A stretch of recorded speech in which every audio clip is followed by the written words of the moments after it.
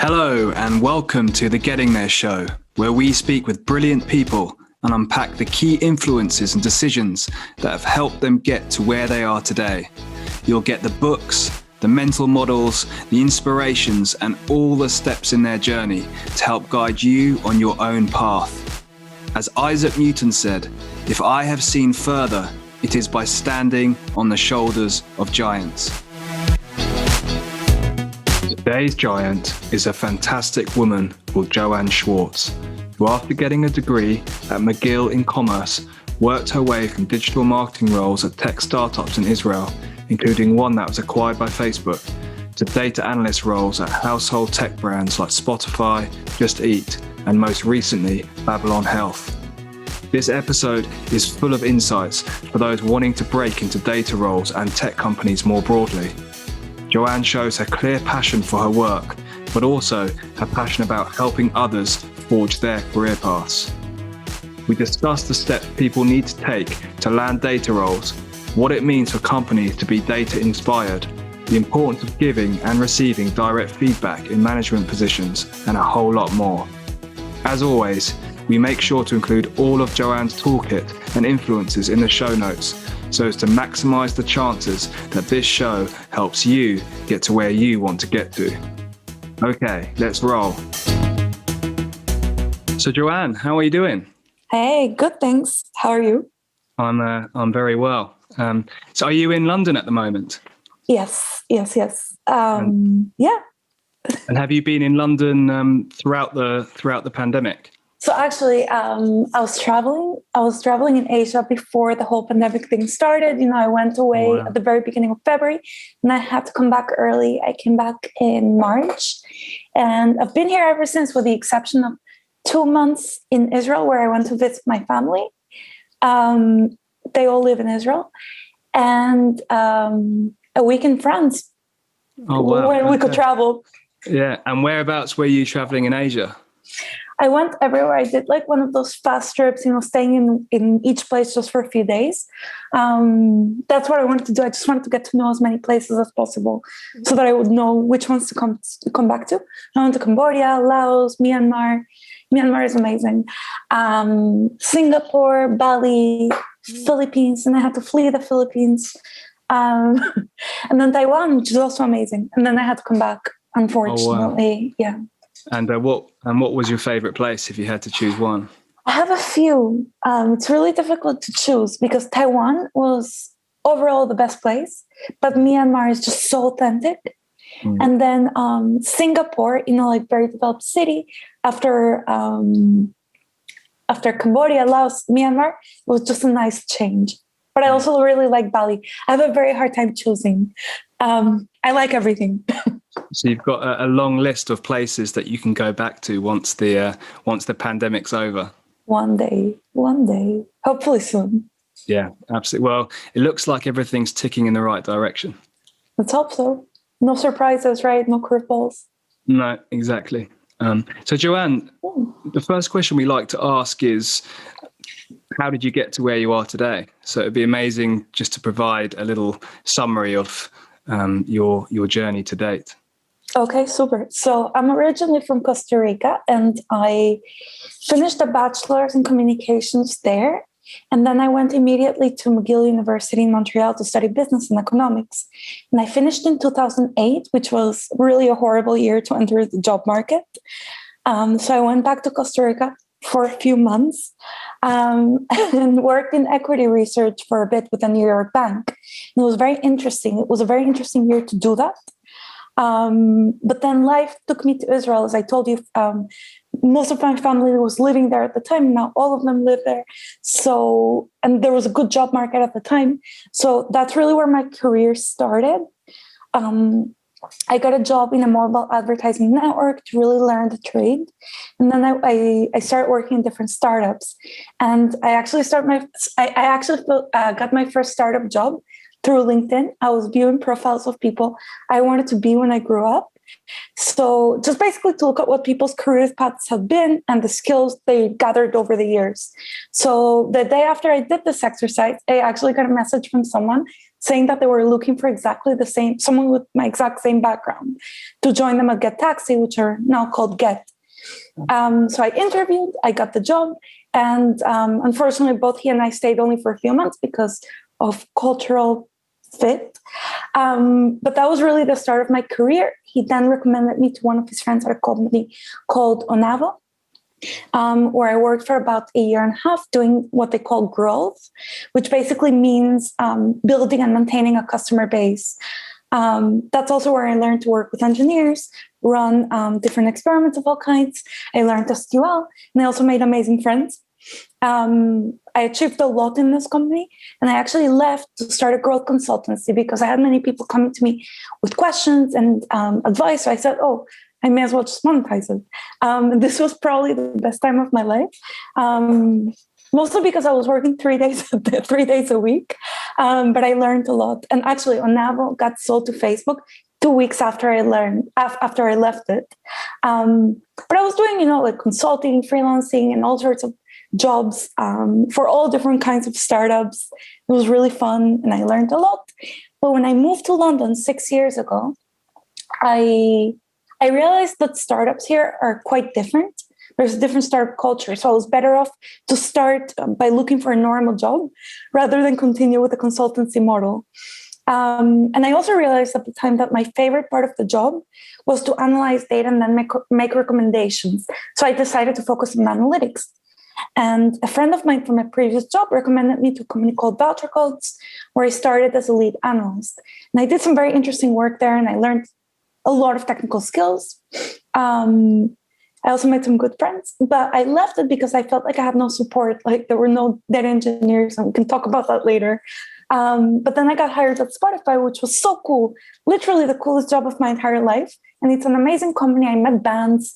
I traveled a ton, and I just had fun. But my role was very, very different from what I had signed up to do. And I didn't feel very confident there because it was very, very traditional marketing oriented.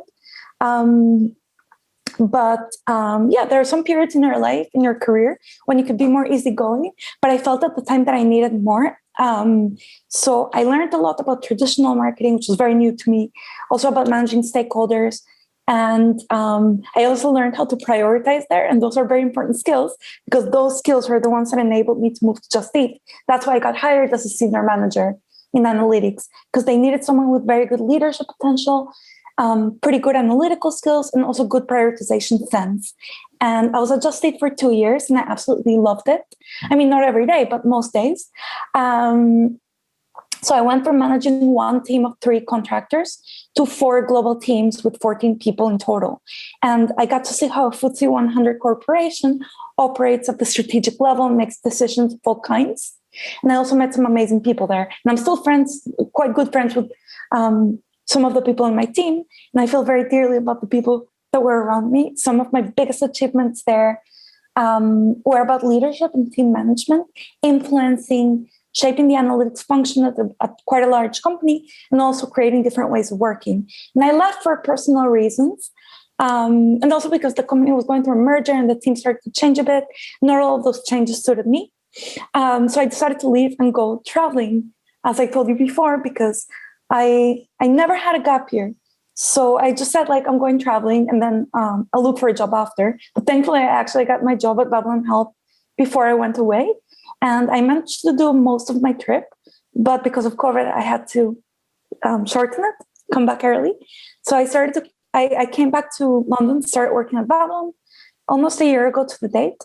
Now I lead one of their analytics teams, and I'm learning quite a few new things. And I'm also working internally on a few leadership initiatives, including our career path program and our learning and development strategy. So this conversation is something that's quite relevant, and I'm excited about it. Wow. Well, thanks so much for laying that out. Be good to dig a little bit deeper into Babylon Health. So what exactly do they do? Okay, so Babylon is what they call a unicorn company. And we do 2 things, and this is very simplistic and by no means allowed to speak about the company strategy or anything like that. But there are 2 parts. So one is health-related AI products, so people can self-manage their health and get better or be more proactive with more personalized health information. And the second part is basically access to live doctors and other medical professionals. So what we're trying to do is build like an end-to-end healthcare operation in the UK, the US, Canada, and Rwanda. Oh wow, yeah, because I noticed you have this this business in Rwanda, which it must be quite interesting to have US, UK, and then a developing country. Exactly, they're very, very different. And what drew you into the world of data analytics? Because obviously you didn't. What drew you into the world of data analytics? You didn't start there. Exactly, but as I told you before, this is the part that I like. I like analyzing data and then creating recommendations. Looking at the data and say, "Oh, this is what we need to do." I'm not so into the operations, for example, executing things. And for example, when I was working with CRM, what I liked was analyzing what kind of campaigns people like, or what kind of food people would like to get, rather than building the whole campaign. So I just like the analytical, insights-based part of tech. And why is data analytics such an important function, do you think? Well, because it tells you the truth, right? I mean, not always, actually, but it's information that you have available, and it would be very silly to ignore it. See how people are behaving. It enables you to basically be more efficient, to serve customers better. It just insights and clues into how to build a better company, a better product. And throughout your career so far, is there one particular example that you can touch on where data analytics has meant that the business has grown or has sort of transformed? Well, I mean, just generally, I haven't thought of an example for a while, but say, for example, I was working in a very small startup in Israel, 30 customers when I got there, thousands when I left. And one of the things that I said was, okay, I was building campaigns to bring people through Facebook, to acquire customers and bring them to the funnel. But then why are they not moving from one stage of the funnel to the next? Who knows? So what I did was this email campaign where I was emailing the people that were stuck at each of the stages of the journey. And what I was doing there is basically just asking them, hey, why haven't you moved on to the next stage? Obviously in a more elegant way. But what they had to do was click on one of the answers. For each stage, it was a different email, 5 different answers, and they would click on it. So for example, one would be very expensive.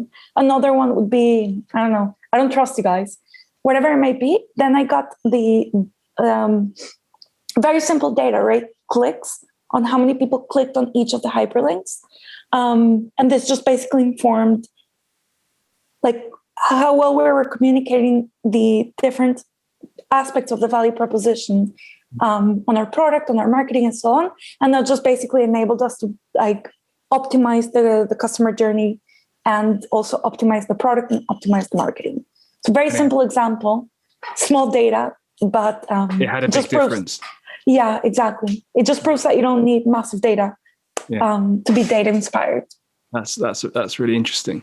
And what do you think are the key ingredients that go into an effective data analytics team? Into a team? It basically depends on the composition of the team, the kind of people that you have, variety of skills, variety of personalities, drive, a lot of drive. But yeah, I would say the combination of different skills. And the combination of, I guess, different business functions working together. So marketing, product. That depends on the company, because you don't always need an analyst for each of the functions. Sometimes you can just have analysts who basically are in a squad, in a cross-functional squad, and then they're not like marketing analysts or product analysts. So it really depends on the company. And I can't tell you what the perfect formula is. I think everyone in data is kind of trying to discover it. It really depends on the company. It depends on how the company's built, the kind of problems that you guys have. Sometimes you're going to need people who are a lot more product-oriented. Sometimes you're going to need people who are a lot more about the operation. It just depends on what the company is. Cool.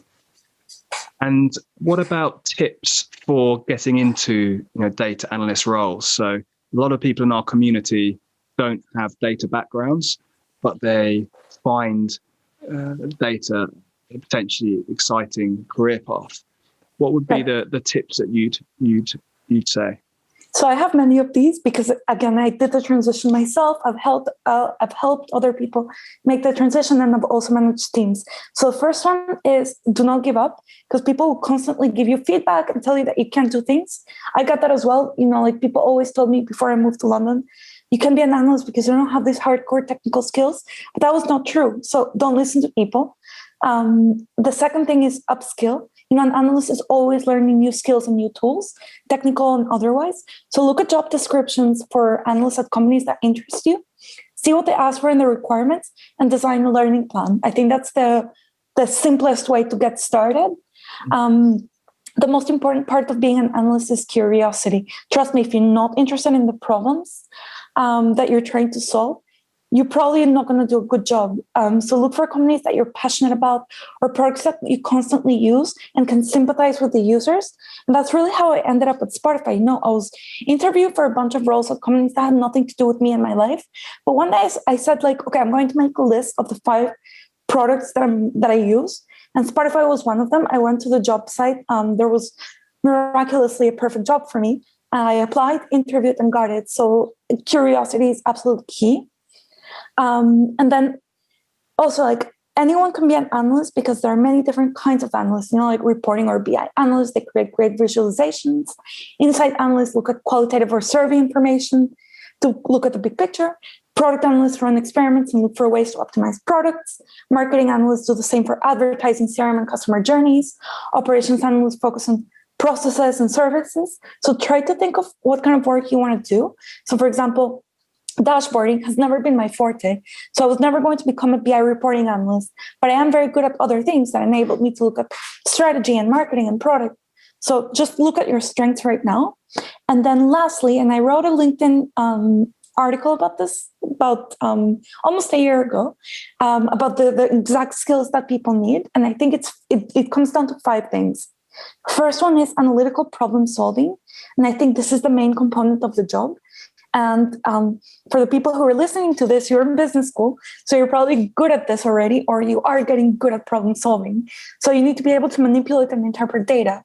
And what matters is not so much how you do the data, but how you communicate the actionable insights. And then the second one is business acumen. And again, this is a no-brainer, but you would be shocked at how many analysts don't really understand business. And then the third one is one that many people don't think about, and it's psychology for marketing, product, and insights roles. So any role that you are in tech, that you're building products for other people, you need to think about how people think and how they make decisions. So you're always going to have to put yourself in the customer's shoes and think, why are customers doing this? I think this question is going to get you far. And for more operations-oriented roles, this isn't so important, but you need to be able to understand operations and processes. And then people and communication skills and being able to explain complex things to people, influencing, prioritizing, working well with people, and so on. And lastly, technical skills, especially SQL. There are many, many resources online to learn. It's honestly not so hard. And then another thing that I recommend is learning a little bit about how data actually gets into databases from real life. For example, Just Eat, someone orders food and then what happens? How does it flow into the database? So you don't need to do this. This is for data engineers, but you need to understand it. And I think it's going to make everyone's life a little bit easier. And also other things like data visualization. So this is less about the tool and more about knowing how to tell a story through data, using a combination of different charts and words, and also having a good base in statistics, so you can do some statistical thinking. So again, you probably won't need to do any calculations or anything like that. Don't be scared. But you need to be able to interpret the results of an experiment or understand what a regression is telling you.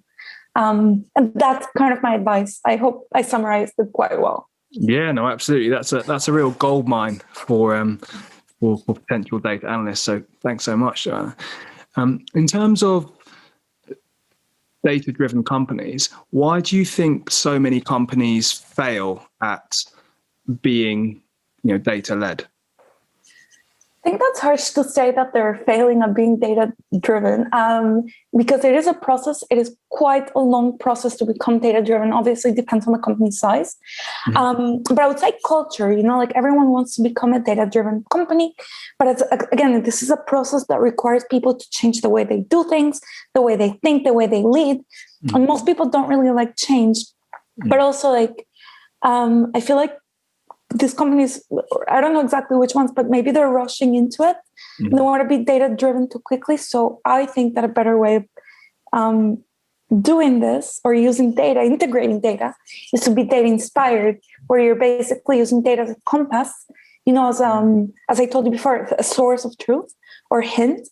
But ultimately, you make decisions based on the leadership's accumulated skills and industry knowledge, and data is just one part of it. So again, there are different ways of looking at this. But yeah. That's interesting. One of my favorite uses of data is TransferWise. And the way that right from the early days, they had a real-time map on their homepage. And in real time, you'd be able to see money transfers happening in real time. Wow. And I was always wondering whether the data that they were using to power this map was in fact real data. So I tried it out. So I exchanged euros into pounds, and I saw myself appear on the map. I mean, this was very, very early. And that, for me, is a great example of a company that's using operational data to then drive greater conversions on its webpage through social proof. So that for me is a lovely example of data being used so intelligently in a business. So TransferWise are very data inspired, and they have a very good data team and a very good data org. But yes, I think customers, they love transparency, and data can help to bring that transparency and that trust. It's a good example. Yeah. And I think the other one for me, and I don't think you were at Spotify when they launched this, but I might be wrong, is after Brexit, Spotify launched those amazing outdoor ads where they said, 3,637 people, streamed, what was the song? It's the end of the world as we know it, the day after the Brexit vote, hang in there. So I was there. Were you there? Yeah. Awesome. Yeah. So how did that come about? I don't remember. No. Yeah. It was just a campaign. Yeah. But I think that's really smart in the way that they're using their streaming data to tell a story. To users, but in reality, most of the analysts or most of the analytics teams use data not so much to bring externally to customers, but more internally to make better decisions. Okay. But I think there's absolutely no harm. It's actually really cool when a company is able to process data and tell a story with it to customers, because people like it. Yeah. And then, I'd say finally, I think it's really interesting looking at the difference between cinemas and the Netflix experience. So with cinemas, you used to go to a cinema with a film in mind. So you'd already have chosen which film you were going to watch. Whereas Netflix turned that on its head now. Because of their recommendation engine, you now go to Netflix and get Netflix to decide which film you want to watch. Which makes your life so much easier, right? Yeah, absolutely. Yeah. Great. So is there a particular book, Joanne, that's had a big influence on you and your career so far? Well, look, there have been a few books that made an impact on me. I would say the one that made the most impact was Man's Search for Meaning by Viktor Frankl. This is not a business book, but it's very profound, very insightful. It was life-changing. But another one is something that I finished reading recently. It's this one, Crucial Conversation. And this book basically teaches you how to have very difficult conversations with people, with being very transparent with your manager, or being able to give feedback to someone in a way that's very direct and at the same time respectful. And I learned a lot from it. I am quite direct. I am getting better at mellowing down a little bit. But I think it's very good to be direct and transparent. And you just have to be respectful. So I strongly recommend that book. It just makes everyone's life so much easier if you can just communicate very openly. And I learned a lot. There's a similar book called Radical Candle. Have you heard of that one? No. So was written by I think it was an ex-Google employee, and she has this amazing framework for managing, where she draws this 2x2 matrix. And I think the y-axis is intimacy, so how well you know somebody, and the x-axis is the ability to challenge. And her thesis is, good managers are those that really, really get to know their employees, and really sort of earn their trust, to give them a license to then, be direct and be challenging, which I think is a really nice way of looking at it. I agree. And also, by the way, one of the things that people that I've managed in the past like about me, and I can't say that they like everything, obviously, but the one thing that I received very good feedback for was that there were no secrets. Like everything I knew, I told them. Obviously, if the directors or whoever told me not to say something because it's confidential, then I wouldn't. But as much as I could, I would just pass all the information I knew, as well as my interpretation, onto my team. And they just felt like, same thing that we were talking about before with the customers, if you communicate very openly with your team, and that's not only down, by the way, it can also be up, sideways. If you communicate very openly and you are transparent, it creates trust, and it makes you much easier to work with. It's just a more pleasant work environment. That's fascinating. And who's the author of the book? What's their background? Crucial Conversations. Okay. And are they? Is it an academic, or is it a sort of business person? Very good question. I think they do corporate training and organizational performance.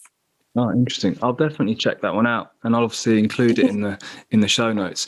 And is there a quote that you live your life by? Well, I wouldn't say that I lived my life by quote. I actually have never been one of those people that like thinks of quotes and memorizes quotes.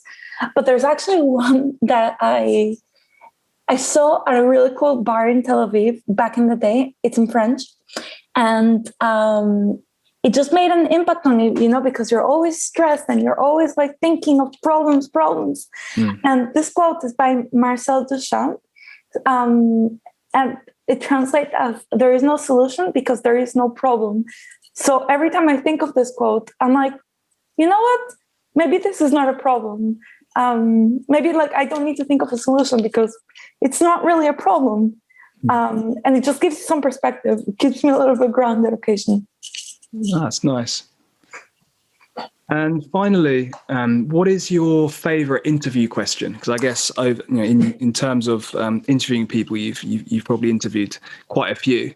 And if you had to answer it yourself, what would that look like? Okay. So there are a few. Some of them are technical. Like I like asking people to basically split their work and tell me out of the categories that they create, which of them they would get rid of forever and which of them they would be happy to continue for the rest of their lives. So that's one question. And another question is, and I would answer that question as like, if I basically didn't have to do data visualization again in my life or dashboards, I would be very happy. But I really love recommendations and basically presenting. But my absolute favorite interview question is, what makes you exceptional? And I like asking this question because I like to work with people who are introspective enough to be able to answer this question with something interesting, and I like exceptional people. It also shows confidence, but also they need to find a way to answer this in quite a humble way. And it's embarrassing to answer this, but I am exceptional because for 22 years now, I'm not 22, but since a certain age, life has thrown at me insane amounts of challenges, like insane.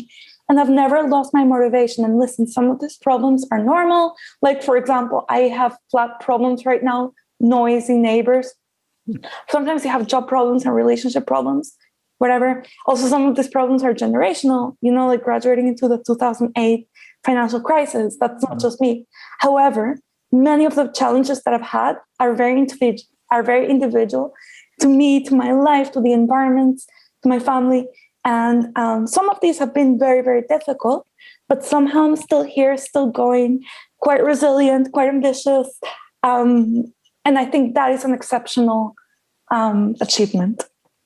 Fantastic. There's that quote, I think it was Henry Ford, where he said, there's a reason why planes take off against the wind. And I like that. So it's the idea that actually in life, you learn the most from challenging situations. Yeah, exactly. And you just have to keep going. There's no choice, right? What's the alternative? Exactly.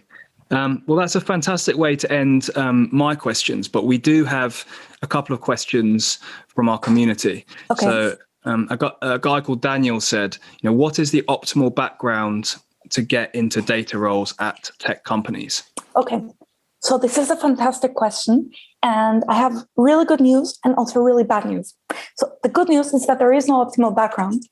But the bad news is that there is no optimal background.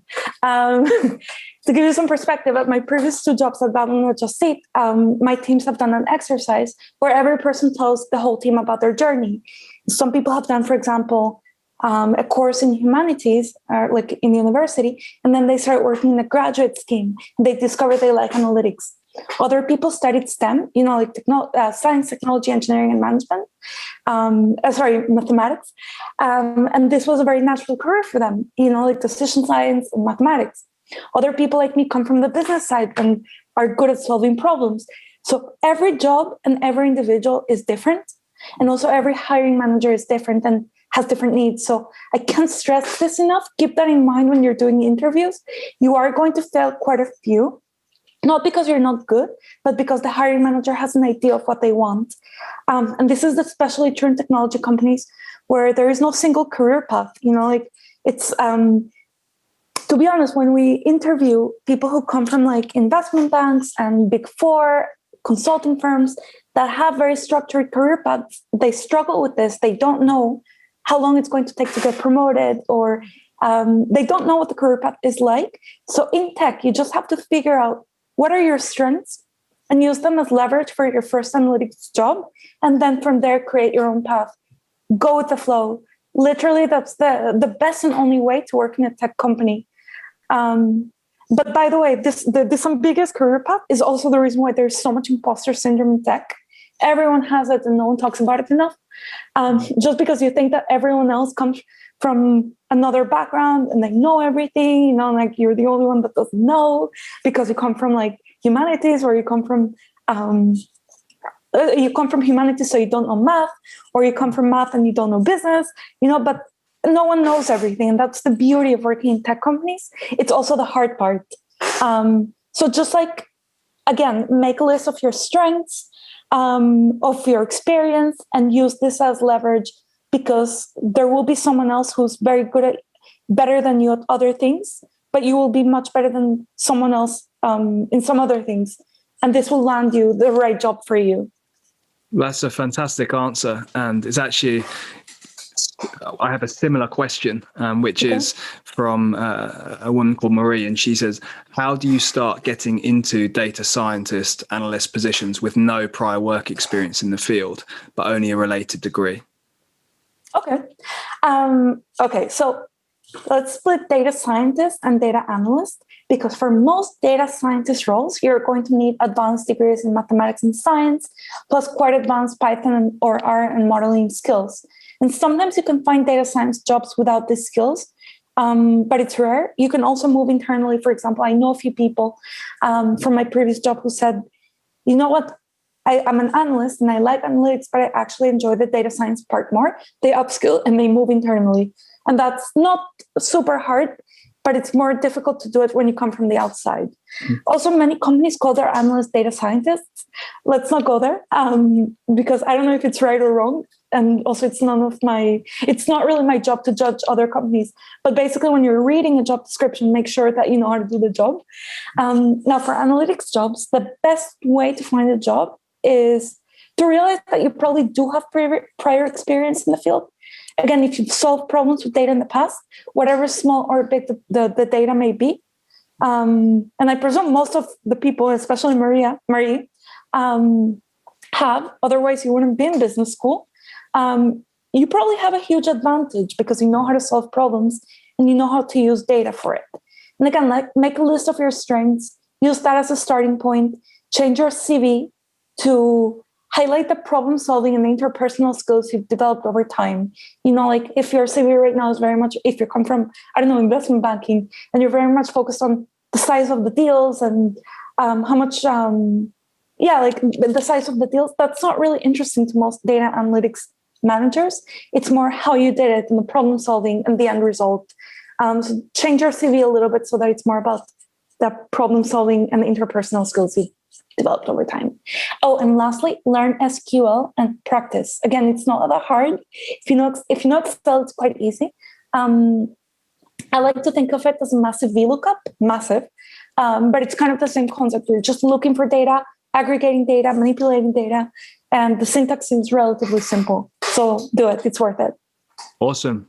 Well, thanks so much, Joanne. It's been a real pleasure chatting to you, and I'm sure our audience will find what you've said incredibly valuable. So thank you. Maybe one last thing regarding companies. Like big companies that you love or have experience with. So, for example, people who come from a bank, you can leverage this and start working at a fintech. Or if you worked at a consumer goods business, use this to enter a company like Just Eat, for example.